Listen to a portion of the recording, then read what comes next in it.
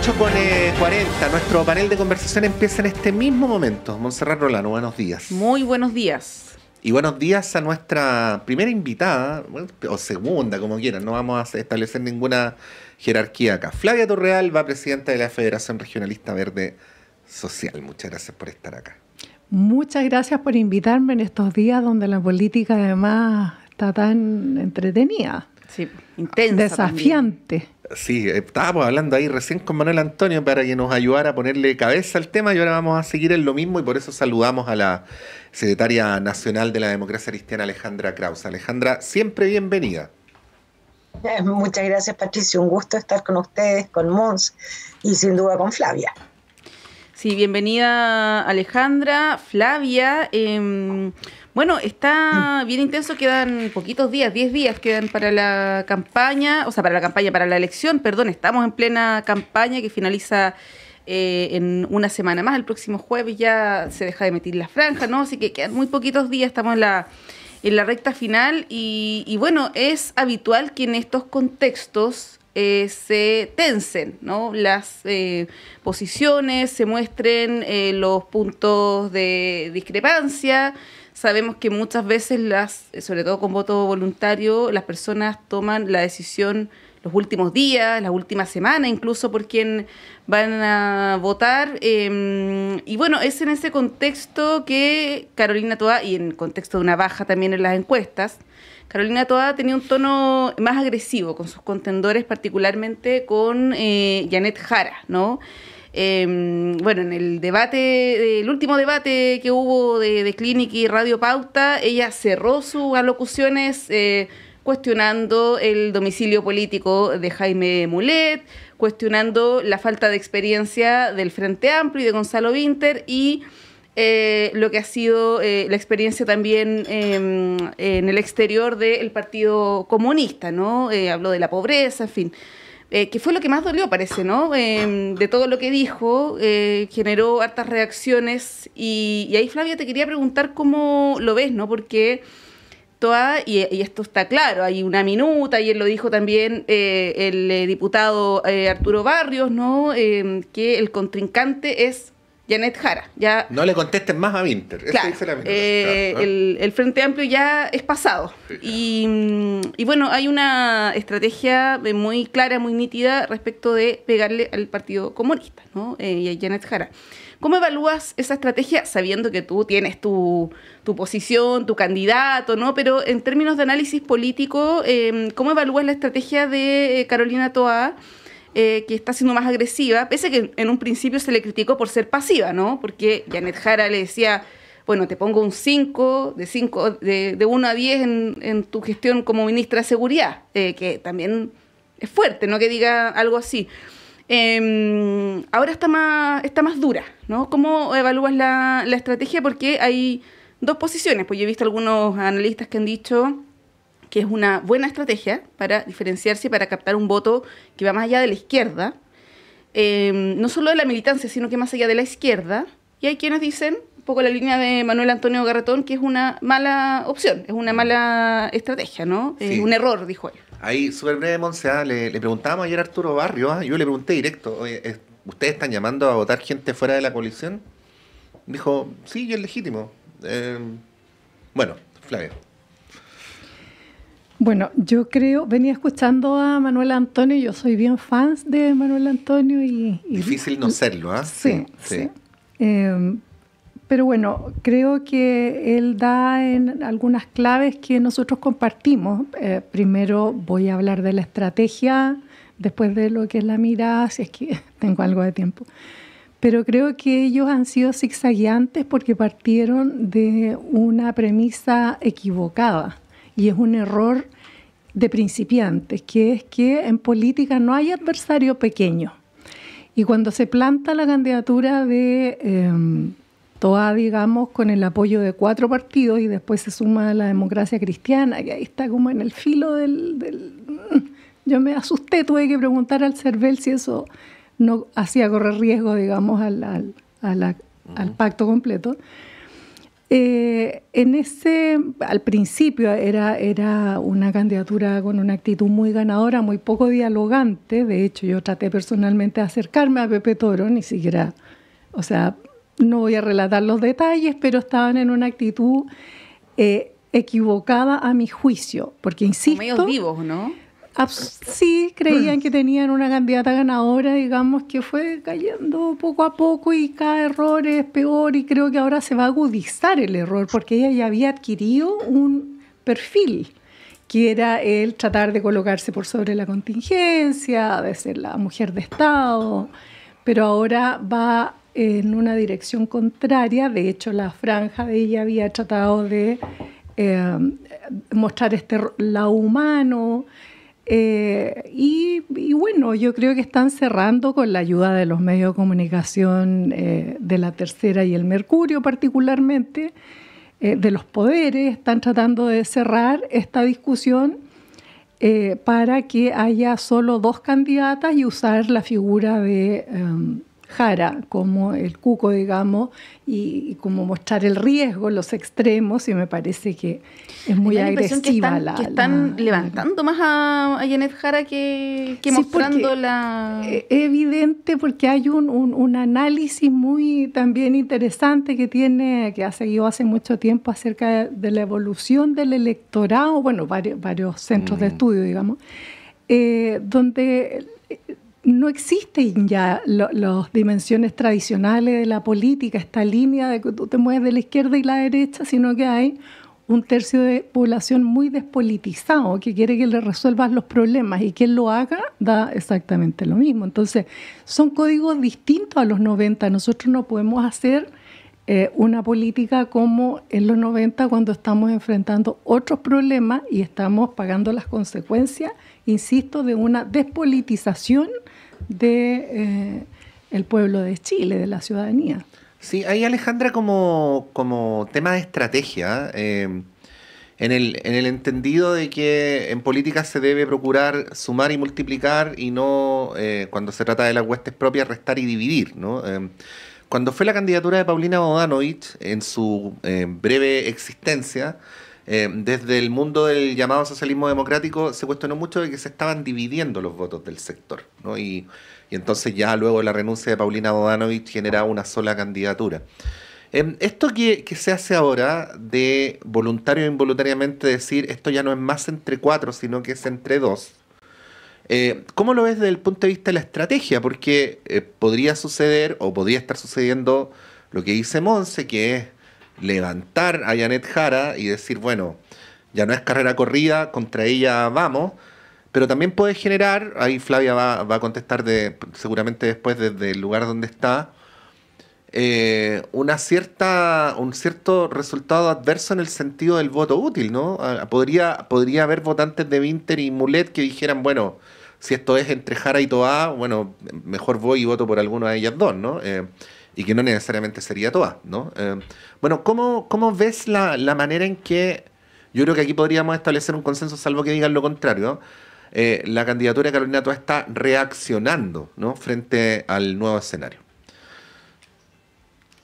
A ver, yo parto de esta última definición que tú señalas, o esta propuesta de consenso, de que el comando de Toá, junto con la candidata, sin duda, están reaccionando, ¿ah? Y probablemente puede haber algunos elementos de ello. Pero yo quisiera, digamos, centrarme en que me parece que es razonable que se planteen diferencias. Eso no me extraña. Lo que pasa es que las diferencias en una primaria de un sector deben tener un límite, porque al final lo que tú estás, en algún momento, el 30 de junio, tendrás que hacer definiciones frente al país, él o la candidata ganadora. En consecuencia, no basta solo reaccionar, no basta solo colocar puntos. A mí me parece que eso ha sido oscilante. Me parece que el riesgo de lo que tú planteabas, de que electores pudieran no ir a votar por Mulé o por Winter en este nuevo escenario. No, es muy de nicho esta elección primaria. Y por eso se ha ido profundizando esta diferencia. Es una votación de nicho. En consecuencia, no me parece que eso pudiera generar una reacción distinta del electorado. Más, creo que mirada como observadora interesada, y dejando claro a Flavia que la democracia cristiana efectivamente no toma su apoyo. ¿Ah? No pueden votar. No podemos votar, pero sí podemos. Es que Flavia deslizó que podíamos haber hecho algo ilegal. Hubo unos abogados, para no hacerles propaganda no lo voy a decir, que no son, digamos que sí, levantaron esa tesis, pero no es así. La democracia cristiana efectivamente tomó la decisión política de dar apoyo, invitando a los simpatizantes a votar por Carolina Toa, algo que está dentro de nuestro ordenamiento y el Estado de Derecho. Pero bueno, dicho eso, a mí me parece que era importante generar definiciones, marcar diferencias, pero no al extremo que se ha llegado, no al extremo que se ha utilizado. En ese sentido, valoro el trabajo, digamos, los mensajes de Mulé. Me parece que ha sido interesante su franja, y como les insisto, como observadora, entiendo que de verdad las diferencias que tenía que marcar Carolina Toa, porque inicialmente aparecía como la que más defendía de alguna manera las decisiones gubernamentales, mucho más que Apruebo Dignidad, lo que parecía algo insólito, mucho más que Jara, mucho más que Winter. En consecuencia, eso aparecía algo que podía causarle daño. Marcando esas diferencias y marcando las diferencias es la que de alguna manera ha planteado proyectos digamos, una visión de futuro a partir y defendiendo también lo que ha sido muy propio de la centroizquierda. Y eso me parece que también es leal con el país, es leal con la ciudadanía, es leal de cara a la primera vuelta. Sí, Flavia, dos preguntas en una. Lo primero es cómo evalúas tú el argumento del voto útil, ¿no? Que se ha defendido fuertemente por Carolina Toa, también por Evelyn Matei, ahora, ¿no? Que están en una posición media parecida. Si uno pone en un Excel los apoyos que tiene Carolina Toa en términos de partidos y también de representación de la sociedad, probablemente es mucho más amplia y el techo está mucho más arriba que el de, por ejemplo, Janet Jara, ¿no? U otros candidatos. Es un argumento que podría considerarse válido, plausible, ¿no? Pero ahí te pregunto a ti cómo lo ves también desde la posición en la que estás.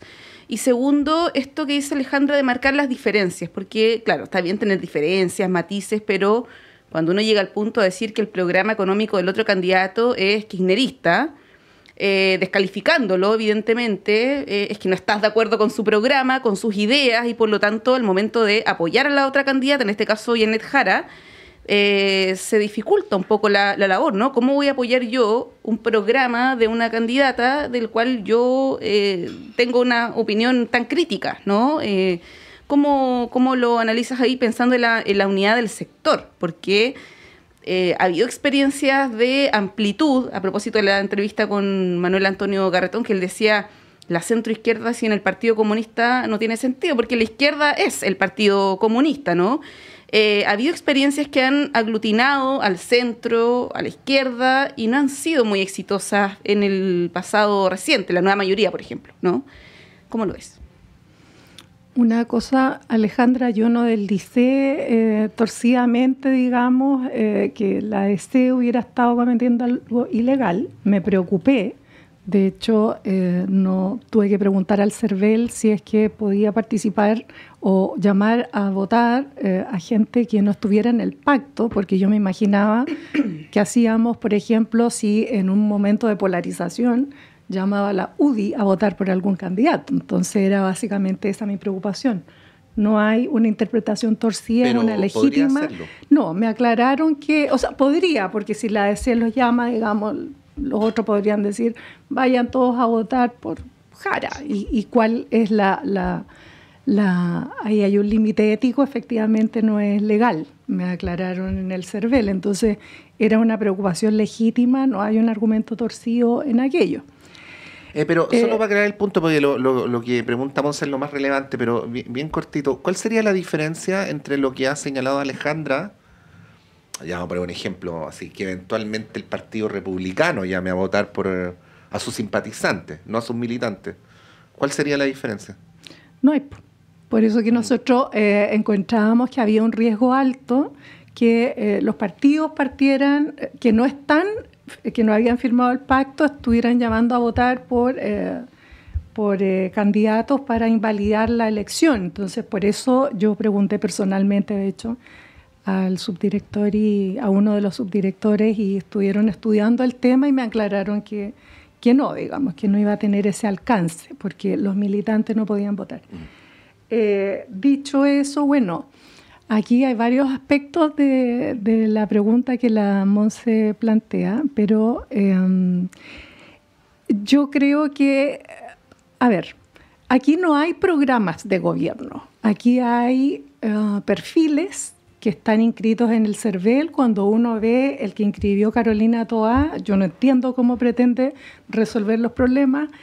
Son semblanzas de lo que va a hacer, y además los partidos que participamos en esta primaria inscribimos unas bases programáticas, por ejemplo, básicas como la democracia, las elecciones, no vaya a partir alguien para el lado del autoritarismo, qué sé yo, nos pusimos algunas barreras.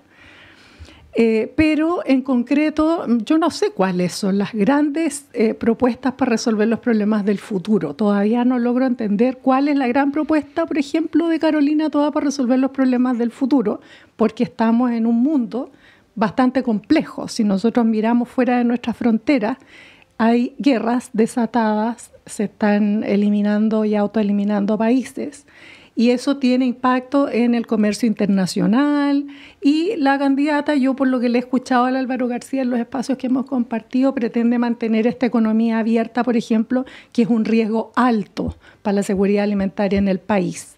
Entonces, tampoco veo grandes diferencias aparte de las caricaturas. Esta cuestión de que ustedes se han movido para la derecha y para la izquierda, yo lo entendí porque, por ejemplo, mi candidato Jaime Mulet está a favor del aborto en 3 causales y no del aborto libre. La Carolina Toá dijo que eso era ser derecha. Yo no estoy de acuerdo. No estoy de acuerdo que sea el candidato caricaturizado porque está casado y no tiene pololo, polola, o no cambia pareja, porque aquí parece que para tener patente de progresista hay que tener una cierta conducta esperada y no una conducta tradicional. Entonces, a mí me parece que políticamente nosotros jamás hemos estado cerca ni siquiera de la derecha, como sí lo han estado otros partidos, porque hay cuestiones que se razonan desde la política, no desde la biografía, y a mí me parece que estos vaivenes de la candidata, por ejemplo, ha llevado a que se haya convertido como en un festival de caricatura y de simpatía, la campaña cerrada en 2 candidatas, sí, y que la lógica política se haya abandonado, y eso es lo que más me preocupa. Flavia, 2 preguntas breves, si puedes con respuestas breves, y lo que le proponemos a Alejandra es que como estamos justo a las 9, a la vuelta le damos la palabra a ella para retomar. 2 preguntas breves. Primero, cuando tú dices que ustedes nunca han estado cercanos a la derecha, a diferencia de otros sectores, ¿te refieres a la misma Carolina Toá o al mismo PPD? Porque la respuesta de Jaime Mulet a esa aseveración fue que el PPD alguna vez tuvo un militante que se llamaba SQM. Siendo Carolina Toá presidenta del partido, pero no solo eso, no es solo, digamos, el tema de SQM. sino cómo pasaron a configurar los directorios de las grandes empresas. Entonces empezó a hacer un tránsito, por ejemplo, en los temas eléctricos. Nosotros nunca vamos a poder resolver en estas condiciones los temas. Nuestro modelo es ir a la generación distribuida energética, pero aquí hay 20 personas del área eléctrica que pasan del gobierno a las eléctricas y de las eléctricas al gobierno. Entonces, cuando nosotros hablamos de que se han pasado a la derecha, claramente se pasaron al modelo, no solo el PPD, sino también el PS y varios más. Ya. Y la otra pregunta bien breve. Cuando tú dices que ninguna de las candidaturas inscribió programas en el CERVEL, sí, ¿eso querría decir que Carolina Toá no podría argumentar que el programa de Janet Jara es kirchnerista? No, pues como si hay perfil de programas. No, pero lo que dijo Jaime Quintana se refería a propuestas, como el tema del crecimiento hacia adentro. Que se han ido construyendo en el discurso. De hecho, el nuestro es el más completo. Nosotros somos el que tenemos el mejor programa y lo consultan harto y después nos copian algunas ideas y las copian mal. Entonces nos liquidan, por ejemplo, el tema del agua. Perdonen. Sí. Nos tenemos que ir a la pausa. Alejandra, a la vuelta te damos toda la palabra para retomar este tema, a ver si alcanzamos a analizar algo de lo que está pasando en la derecha también. Yo sé que ninguna de ustedes pertenece a ese sector, pero si tienen algo que agregar no hay ningún problema. Son las 9:02, nos vamos rápidamente a una pausa y volvemos en unos minutos.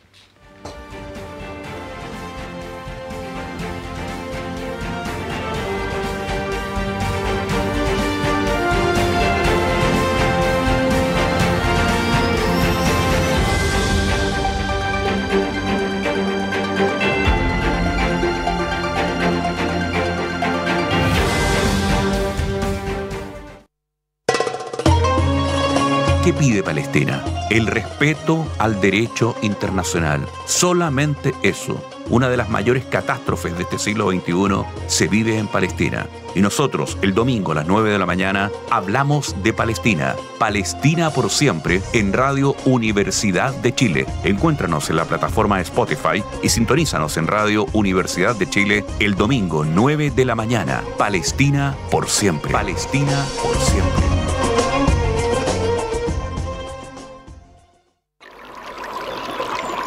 Aguas Trayén o Cascada en Mapudungún es la mejor agua purificada con tecnología de última generación. Para más información, visite su página web www.aguastrayen.com.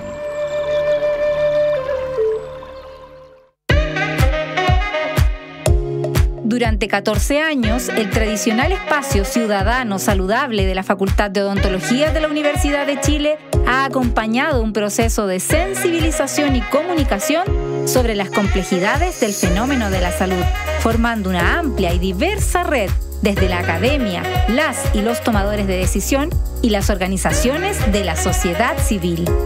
Soy la periodista Cecilia Espinosa Cortés, conductora de A Tu Salud, y te quiero invitar a que juntas y juntos sigamos aprendiendo y problematizando lo que nos ocurre con el bienestar. Escúchanos todos los jueves de 11 a 12 horas en la 102.5 FM y en la señal en vivo de radio.uchile.cl. Hola, soy Hernán Zúñiga y los quiero invitar para que escuchen el Zócalo Nacional desde el 21 de marzo de 1999, luchando por la defensa y difusión de la producción musical de nuestro país. La cita es para los días jueves y viernes a partir de las 21 horas acá en Radio Universidad de Chile. Puede escuchar a través del 102.5 o en radio.chile.cl. Un abrazo de Cordillera. Los temas que importan en educación ya están en el aire. Soy el periodista Claudio Medrano y les quiero hacer una invitación a escuchar el programa Educación en el Aire del Senado Universitario, donde abordamos calidad, investigación, financiamiento, participación y docencia. Estos son los pilares que transforman nuestra educación y queremos que tú seas parte de esta conversación. Todos los martes a las 18 horas en el 102.5 FM y radio.uchile.cl.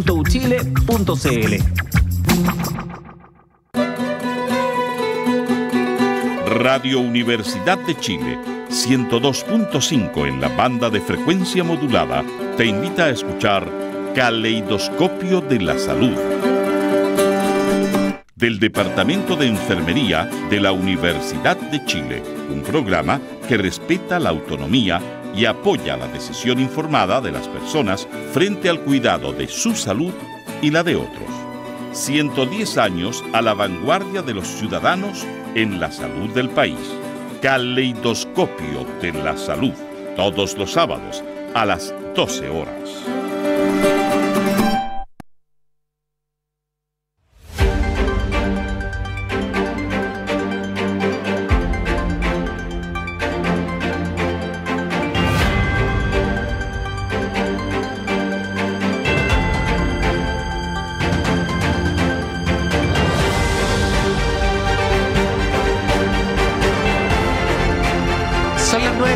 Continuamos con esta mañana de debate, de panel, con Flavia Torrealba acá en el estudio, con Alejandra Kraus también. Alejandra, teníamos que retomar ahí contigo, así es que la palabra es toda tuya. Nos referíamos a las distintas estrategias que había en las primarias y ahí yo le hacía un par de preguntas a Flavia para precisar, pero bueno. Sí, ahora, yo quiero sumar, sí, para ir cerrando el tema presidencial, una cuestión bien curiosa que pasó ayer con Daniel Jadwe, porque ayer tuvimos aquí a Juan Andrés Lagos. Tempranito por la mañana. A esta misma hora. Yo le preguntaba si es que Jadwe iba a cumplir un rol en el comando, en la campaña. Y bueno, Juan Andrés dijo, sí, va a cumplir un rol importante. Lo dijo como 2 o 3 veces. Lautaro Carmona decía lo mismo en una entrevista radial y la candidata un par de horas después dijo que no, y que los apoyos los definía la candidatura. Es bien llamativo que ocurra eso en un partido político, ¿no? Versus la candidatura, pero particularmente en el Partido Comunista, que son generalmente como bien alineados. Me llamó mucho la atención. Alejandra, solamente como comentario, no sé si quieres agregar algo al respecto. Como digamos, observación, el Partido Comunista ya hace un tiempo dejó de ser el Partido Comunista que por décadas conoció Chile. En consecuencia se empezaron a plantear diferencias desde el reconocimiento no al gobierno de Maduro, y se plantearon abiertamente diferencias en torno a las posiciones que se mantuvieron. Así que el Partido Comunista que co-gobernó, que dio gobernabilidades, que generó diálogos por décadas, ya es un Partido Comunista distinto. Bienvenido que ello sea. Pero, dicho eso, me preocupó lo que Flavia dijo, que ninguno de los candidatos de las primarias había presentado, tenía un programa. Y me metí a la página del CERVEL, y todos presentaron un programa. Ajustado, rutas programáticas o lo que fuera. Incluso el de Janet Jara tiene justo, próspero, ciudadano. Y me imagino que lo que siempre se ha planteado, porque todos los partidos del oficialismo, incluida la DC, se trabajó una base de programática respecto de una propuesta al país. En consecuencia, cada una de estas definiciones de los candidatos, supongo yo, una vez definida quién es el candidato de la primaria, el electo en la primaria, se va a enriquecer en aquellas partes pertinentes con los programas de los otros candidatos y también, me imagino, con todas las otras fuerzas políticas que pudieran adherir en primera vuelta. Lo quise señalar, digamos, para efectos que también la ciudadanía sepa que hay definiciones que los candidatos se comprometieron frente al país, incluso en esta etapa. Uh-huh. Dije lo mismo, Alejandra, que son perfiles programáticos, porque después se supone que se va a construir un programa común. Ya. Sí, es obligatorio, digamos, además, para inscribirse en el CERVEL. Efectivamente, por eso que me pareció, digamos, no tan preciso, digamos, y quise verificar, digamos, la información en la página del CERVEL. Porque me ha parecido que más allá de las diferencias y divisiones que se han planteado entre los candidatos y sus voceros, también han habido propuestas en los distintos debates que han tenido. Entonces, por eso me parecía importante. Pero bueno, yo creo que hay cosas que le importan más a la ciudadanía y al mundo, más allá de nuestras primarias que van a ser definidas en un par de días más.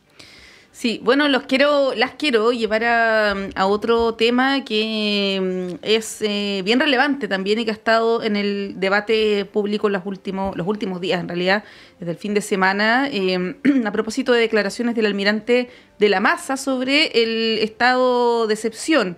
Él hace una serie de señalamientos que son cuestionados por...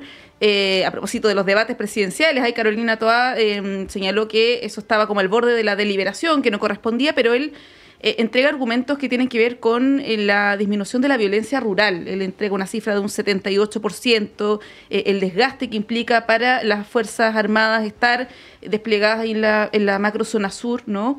Y bueno, hace una propuesta, en el fondo, que esto ya debiera tender a levantarse, ¿no? El estado de excepción. Ayer se votó una nueva prórroga también con un apoyo bien mayoritario en ambas cámaras, y la discusión está instalada, ¿no? Yo creo que es legítimo, a propósito de estas declaraciones, valorar cómo ha funcionado. Vamos a cumplir 4 años ya con estado de excepción, no es menor.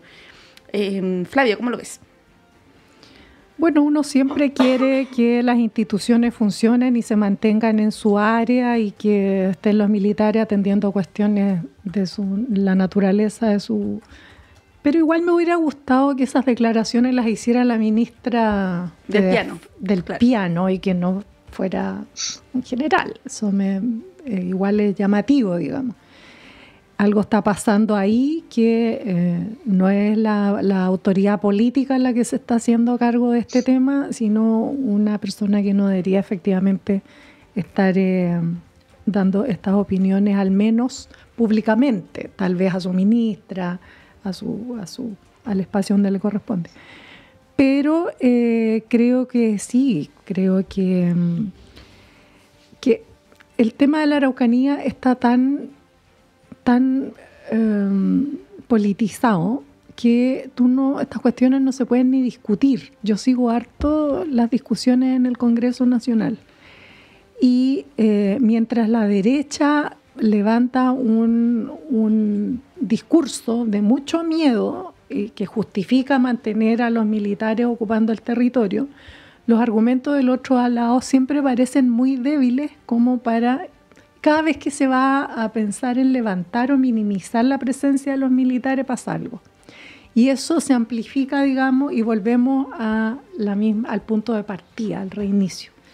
A mí me parece que es bueno ya pensar en avanzar con la comisión, para la propuesta de la comisión por la paz y el entendimiento. Creo que si se logra implementar aquello, por supuesto que gradualmente hay que ir normalizando la región y volviendo a gobernar como en una región normal, digamos, de este país. Es una anomalía, por cierto, tener ocupado militarmente un territorio.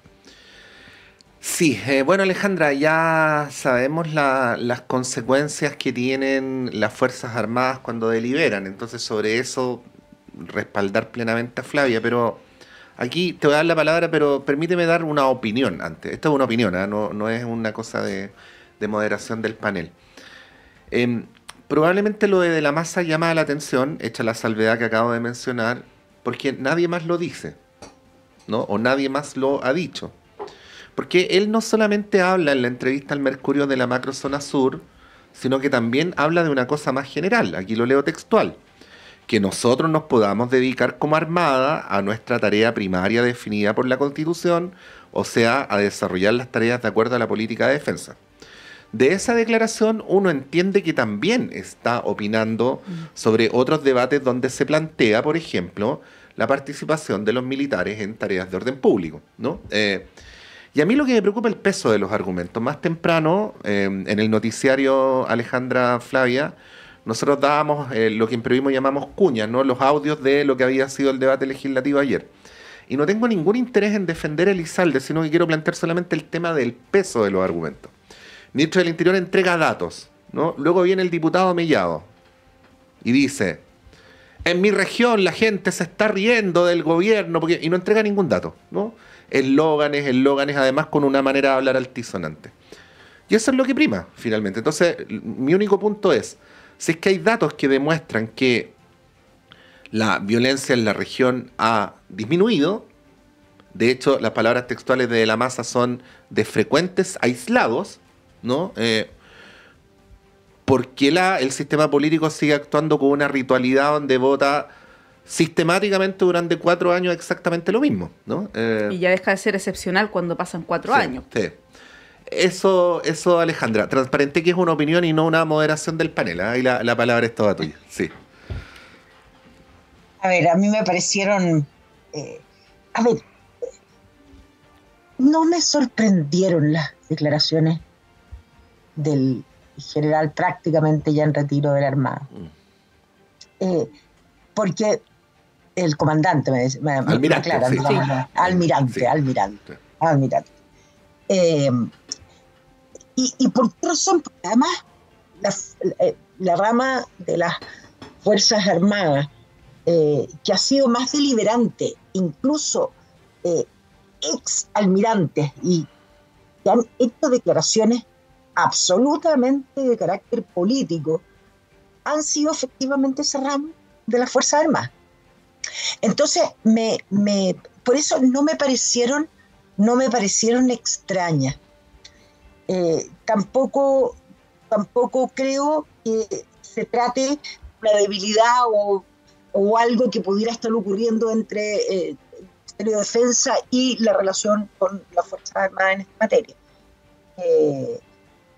Y sí creo abiertamente, y a propósito de tu opinión, Patricio, que tiendo a adherir a ella, después de 4 años, que sigamos reaccionando y dando por hecho que el estado de excepción es una forma de responder políticamente a una zona, a los gremios en la zona en la macrozona sur, en la región de la Araucanía, creo que es un error garrafal. Debemos, y como bien decía Flavia, pescar el informe de la Comisión de Paz y Entendimiento y ponerlo en implementación, en ejecución, todos y cada uno de los puntos más relevantes, y no solo los anunciados por el presidente de la República, y que ya fueron muchos. Este país y esta zona requiere la pacificación. Y ¿saben qué? Yo recordaba, fui ministra del presidente Lagos, Mideplan, el año 2000. Donde la Alejandra fue mi jefa. ¿En serio? Es verdad. Sí, era directora del FOSIS. Es verdad, en la región. Pues bien, en esa época, que los focos de violencia existían, muchísimo más reducidos también, y acotados en, digamos, épocas del año, teníamos una pugna sobre de alguna manera la visión y diagnóstico que teníamos respecto de la zona. Y no teníamos el acuerdo político. Estoy hablando del año 2000. No existía un acuerdo político, una visión de Estado. Tanto es así que a mí me tocó instalar la Comisión de Verdad y Nuevo Trato, presidida por el expresidente Patricio Aylwin, justamente para hacer este diagnóstico, comprometer con una visión de Estado. En consecuencia, de repente la preocupación a propósito de liberación política inaceptable, o gérmenes, o institucionalización, o aceptación, o mera observación respecto de quienes no pueden en sus cargos ejercer, digamos, opiniones políticas o dar opiniones políticas. A mí me parece que lo peligroso de este estado de excepción por 4 años es haber naturalizado algo que debemos como Estado haber enfrentado de manera distinta. Sí, ahí muy breve. y que vamos a perder la oportunidad con la Comisión de Paz y Entendimiento a propósito de los consensos transversales que se abordaron en el mismo. Sí, ahí es muy breve, ahí es donde yo hacía alusión a la calidad del debate, porque cuando se entregó el informe, el Mercurio editorializó contra la comisión. La candidata que en ese momento tenía más posibilidades de llegar a la presidencia de la República, Evelyn Matei, habló contra la comisión. Diputados y senadores hablaron de que era un informe octubrista, término que a esta altura, Alejandra Flavia, significa muchas cosas y ninguna al mismo tiempo. Y que se tradujo, entre otras cosas, en que Alfredo Moreno, expresidente de la CPC, ex canciller de Piñera, y por lo tanto el menos llamado a ser calificado de octubrista por alguien, se quejara aquí en la radio amargamente de que cómo se hacía esa caricatura respecto a un informe que se había trabajado seriamente. Entonces, el típico caso donde se produce una tensión entre la caricatura, el eslogan, y el argumento más de fondo y la propuesta de mediano y largo plazo. Es que es la derecha cavernaria. Ese es el problema que no deja avanzar en los procesos de toma de decisiones de este país. La derecha está en una actitud, insisto, cavernaria, aprovechándose de su mayoría parlamentaria y levantando temas y obviamente con sus tapadera, digamos, en los medios tradicionales y el alineamiento que tienen con un sector que es muy nítido. En la Araucanía los que se opusieron fueron los empresarios, el jefe de los gremios, digamos. Pero claro, pero no los empresarios, sino un sector más radicalizado. Un sector y a quien están apoyando ellos a Kaiser. Entonces, la calidad de la política, esta despolitización de la sociedad es una cuestión de la que tenemos que tomar nota. Nosotros, insisto, se desarmó la política como la entendíamos, la sociedad chilena tiene una evaluación en relación a ella, porque además permitimos que esto pasara. Yo siempre he hablado de la importancia de los medios en la generación de la conversación pública. La independencia de los medios es vital. Tú no puedes tener tan imbricado el sistema económico con el de medios. O sea, está prohibido estrictamente en algunos países importantes para nosotros donde la democracia es el eje de la convivencia, digamos, y lo entendemos igual, que no puede haber empresarios con medios de comunicación porque se pone un bien público en interés de un sector económico que en Chile en general también está muy relacionado con un sector político. Entonces, eso es una anomalía. Y nosotros no hemos tenido ni la voluntad ni los pantalones de regular aquello. Yo creo que la lucha por la prensa libre, independiente de la postura de editorial, digamos, de aquellos medios, pero que al menos no esté relacionada la propiedad con el empresariado, que los medios se dediquen a lo que corresponde, digamos. Entonces, creo que eso amplifica cuestiones que no corresponden, que dan una sensación irreal. Efectivamente, este gobierno ha avanzado mucho en temas de seguridad. En la Araucanía hay eventuales cuestiones que son, por cierto, muy dolorosas, pero que pueden ser perseguidas puntualmente, pero no para tener, imagínate, no, a veces a uno los argumentos no le alcanzan porque tratas de neutralizarte en la observación política, pero bueno. Sí, bueno, es un tema del cual podríamos decir muchas cosas. Yo personalmente podría decir muchas, pero no tenemos tiempo para eso. Les quería proponer una mención breve en un par de minutos, Flavia, Alejandra, sobre la situación política y judicial de Claudio Rego, que está, ayer fue a hacer una declaración voluntaria. Se supone que la iba a hacer hoy, la adelantó para el día de ayer.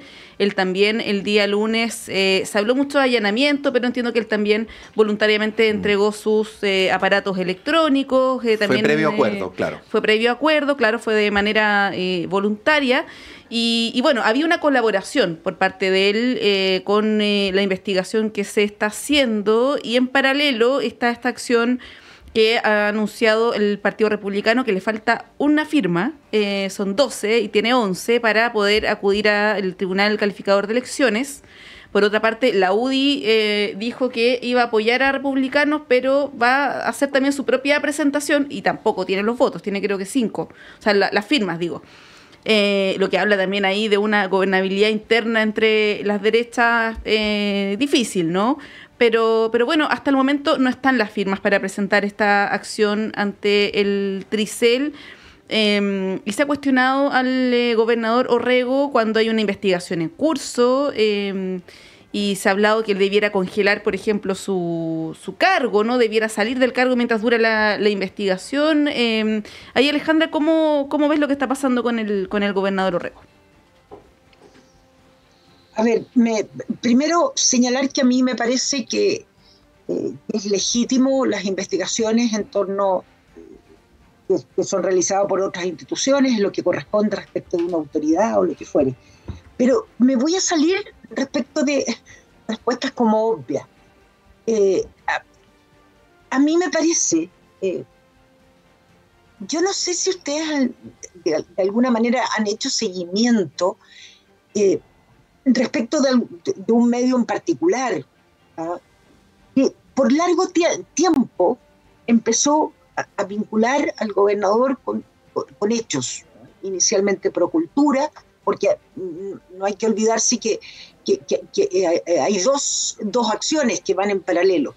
Uno tiene que ver con el caso Procultura y el otro a partir del informe de la Contraloría, que es donde los republicanos inician, digamos, esta acción ante el Tricel.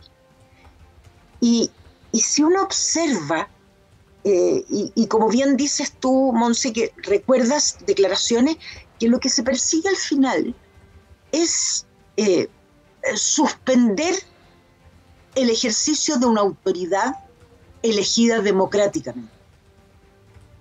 Y eso es lo que me preocupa, que en un año electoral y de alguna manera una conducta y acciones que republicanos ha tenido, mirar en el Parlamento las acciones de constitucionalidad que han tenido, es de alguna manera interferir en la decisión de la ciudadanía a través de acciones contempladas sin duda en nuestro ordenamiento jurídico.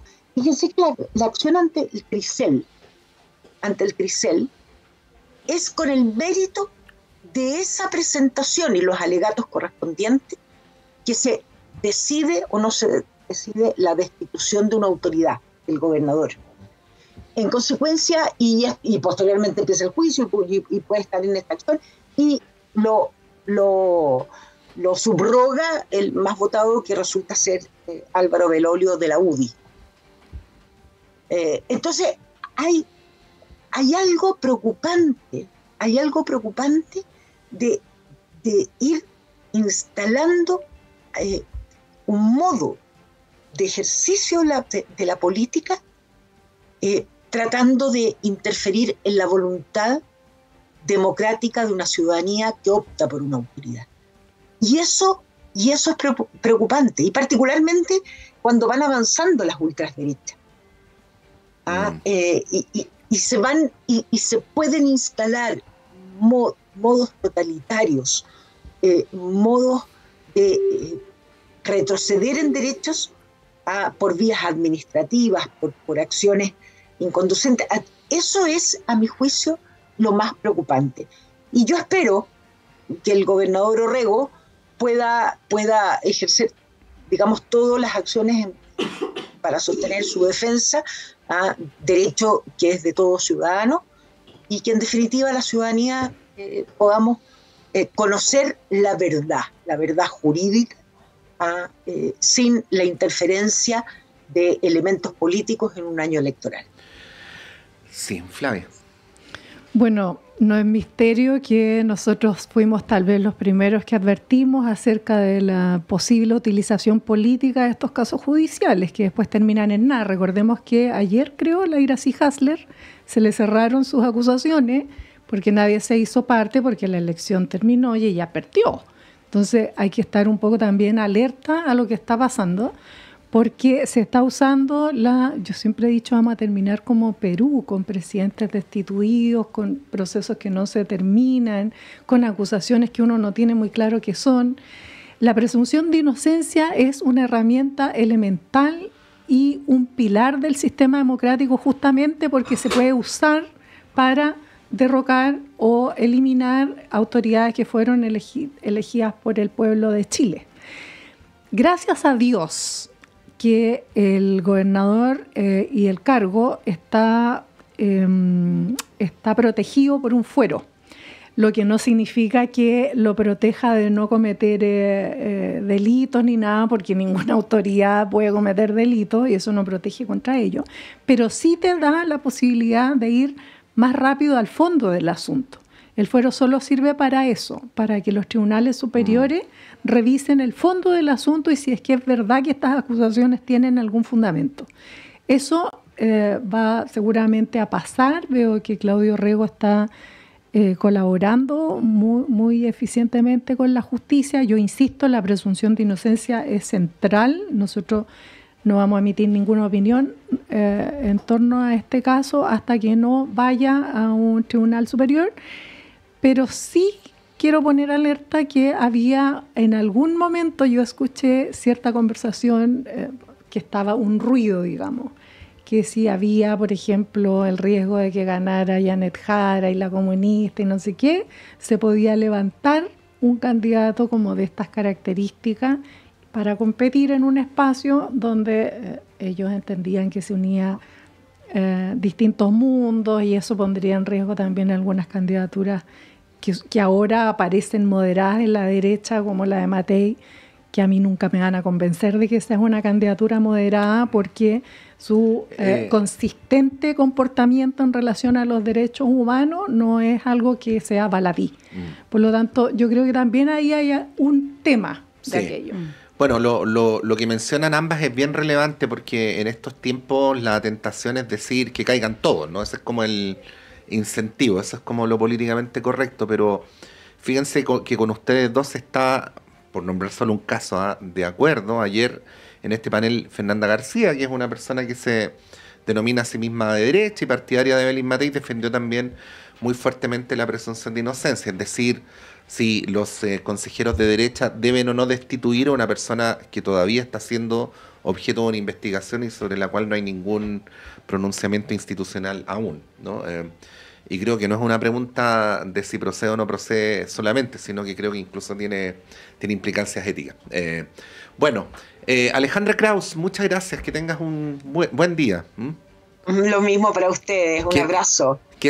Ahora yo saludo así. Que ese muy tenue y tímido sol que está entrando por tu ventana sea bien aprovechado. Sí, porque lo necesitamos. Flavia, muchas gracias. Gracias por la invitación a ambos. Vamos a un breve alto y a la vuelta Claudio Medrano con ustedes.